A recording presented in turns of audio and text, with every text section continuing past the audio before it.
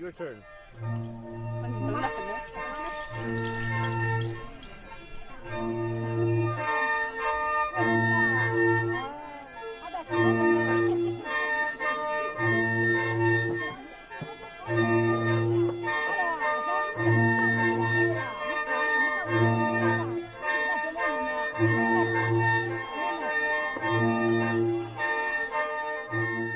Plus on avance vers la mondialisation, et plus on avance vite vers la mondialisation, plus il y a un besoin de patrimoine qui émerge, tout simplement pour essayer de retrouver un équilibre. Les excès de la mondialisation se compensent par un besoin de patrimoine. Et on le voit, hein, les visites, les Chinois cherchent à visiter leur patrimoine aujourd'hui.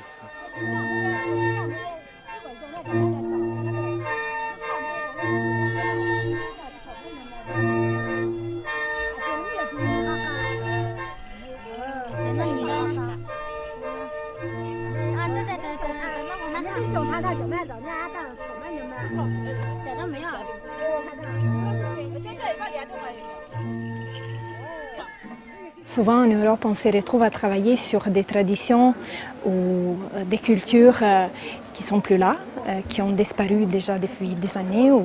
des siècles. Et là, on a encore des cultures qui sont vivantes,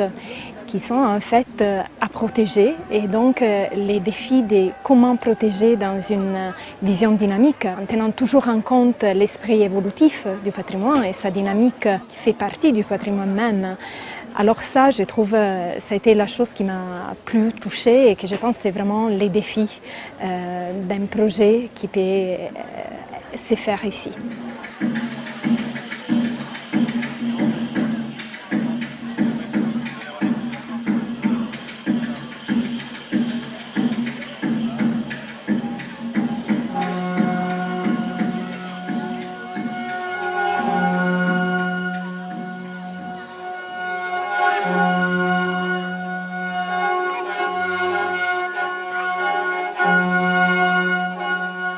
其实我觉得应该是用一种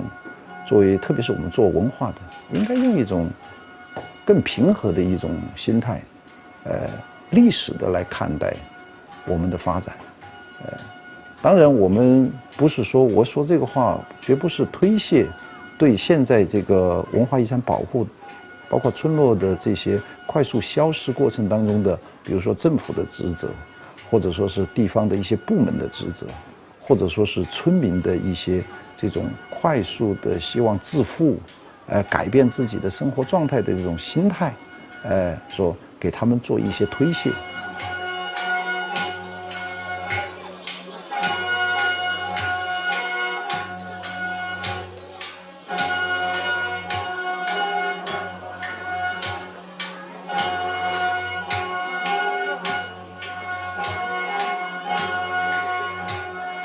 On est dans des réalités qui ne sont pas les réalités. On est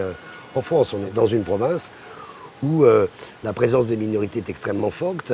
et la préservation du savoir et de la connaissance que ces communautés, ces minorités apportent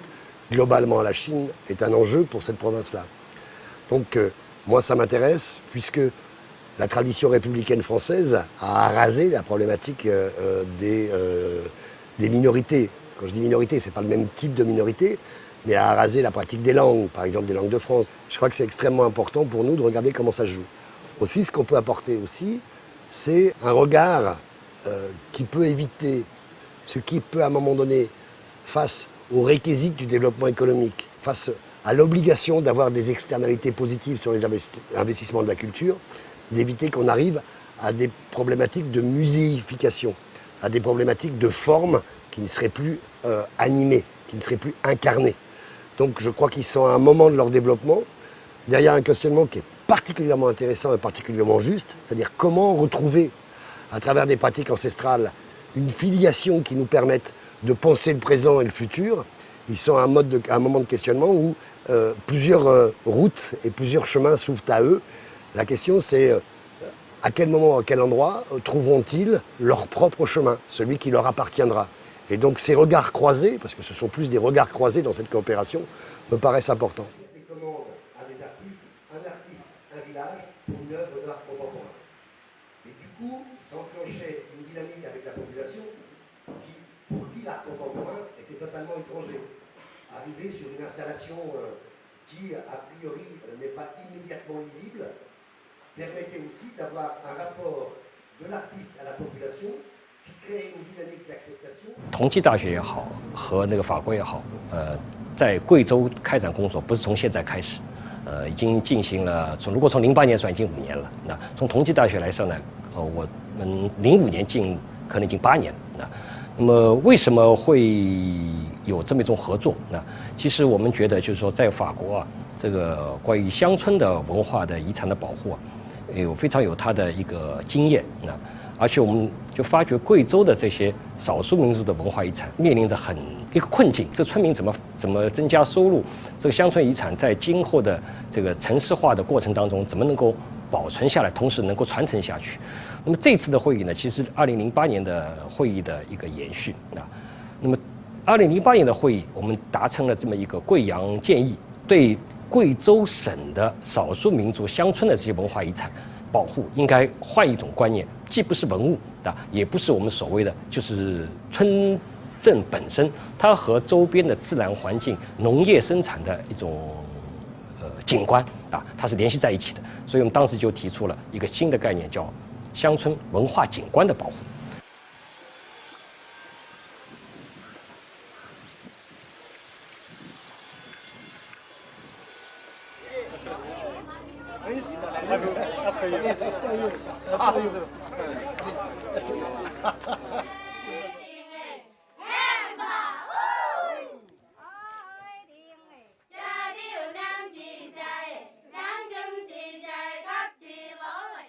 Depuis 8 ans, on fait travailler ensemble des étudiants français et des étudiants chinois sur le patrimoine chinois, parce que ce qui nous paraît important, c'est pas tellement de protéger, mais de savoir conserver et surtout de savoir développer à partir du patrimoine, développer la société de demain, c'est-à-dire la leur, puisque ce sont des jeunes générations, et de les aider avec une méthode la plus simple possible à reconsidérer, à reconcevoir, à reprojeter en quelque sorte la ville, le village, ou en quelque sorte la société et la cité de demain. Alors ce qui est très important, c'est qu'en définitive, il ne s'agit pas uniquement d'architecture, il ne s'agit pas uniquement de villes ou de villages ou de territoires ou autres. Il s'agit en fait d'un ensemble culturel extrêmement dense et profond et complet, dans lequel interviennent des questions de tradition, des questions de savoir-faire, des questions de culture, de mémoire. Au fond, une sorte de sédimentation de toutes les expériences qui, génération après génération, ont aidé, ont guidé les individus à construire leur environnement et à se protéger par rapport aux effets agressifs de leur environnement. Et c'est là où c'est cette espèce de grand tissage des cultures qui est absolument indispensable, et à partir duquel on peut travailler la matière architecture, la matière territoire, la matière village, la matière ville, la matière culture, la matière économie, la matière échange, dialogue entre les personnes qui viennent, les touristes en quelque sorte, et puis les gens qui sont là, qui projettent et qui donnent leur culture pour un exemple de richesse culturelle qu'ils portent en eux depuis des générations. Alors ça, c'est la raison pour laquelle nous sommes ici, parce qu'en définitive, on a besoin de se resituer, de resituer la problématique dans ce tissu culturel extrêmement serré.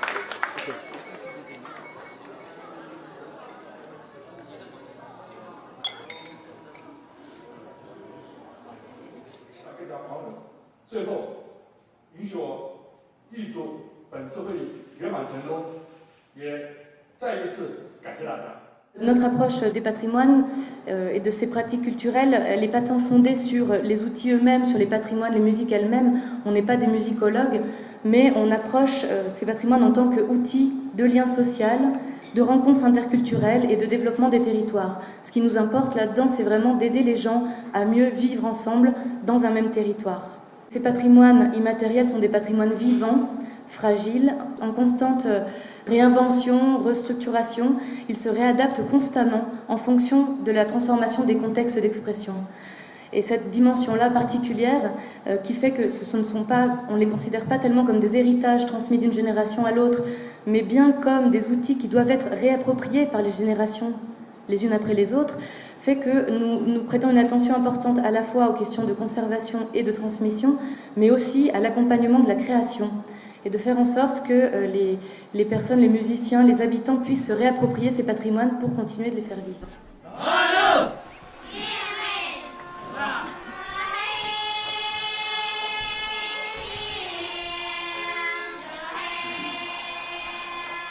Alors nous ici on est venus en tant qu'agronomes pour voir des systèmes d'agriculture sans aucun intrant qui ont une productivité exceptionnelle. À une époque où on se pose la question de l'avenir de notre modèle agricole intensif, fondé justement sur l'usage immodéré des ressources fossiles, pour nous, donc agronomes, eh bien, nous trouvons ici des professeurs, des maîtres. Et parce que non seulement ils vont pouvoir nous parler de façon théorique, mais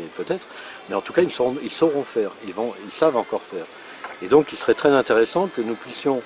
envoyer par exemple des étudiants en agronomie ou en paysage agraire, etc., venir dans ces villages étudier les savoir-faire de ces agriculteurs, pas pour refaire à l'identique évidemment en France, puisqu'on n'est pas dans les mêmes conditions, mais comprendre les principes de fonctionnement de ces systèmes et d'en reprendre pour nos pays l'essence et de la réadapter évidemment pas seulement à nos montagnes, mais également aux grandes plaines qui ont, elles, alors complètement perdu le sens du multi-usage des sols, de la complexité de systèmes dans lesquels on va pouvoir mélanger élevage, culture et arbres, hein, ce que l'on voit de façon évidente dans ces paysages remarquables.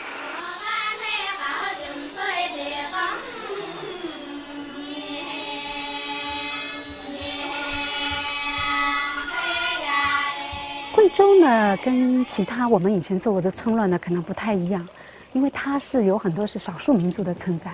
所以呢，我们也这2天的那个行程也看到了，这里的那个交通很复杂，很困难。然后呢，这个村落的这个整体的环境呢，可能也这个基础设施啊什么的等等等等，就是因为贵州在我们整个中国都是属于一个比较穷困的，就是比较贫困的这么一个区域。那么，所以而且有大量的贵州的当地的那个老百姓，他们都到东面，就是这个上海啊，等于江苏啊、浙江啊什么很多地方，还有四川啊很多地方去打工了。所以村在里面的文化其实非常非常脆弱。那么这些文化怎么保护？这些原来的房子它怎么适应现代化的这种生活？我觉得这个是还有包括那个自然灾害的这个预防等等这些问题，这都是怎么说呢？需要我们下很大的精力去研究的。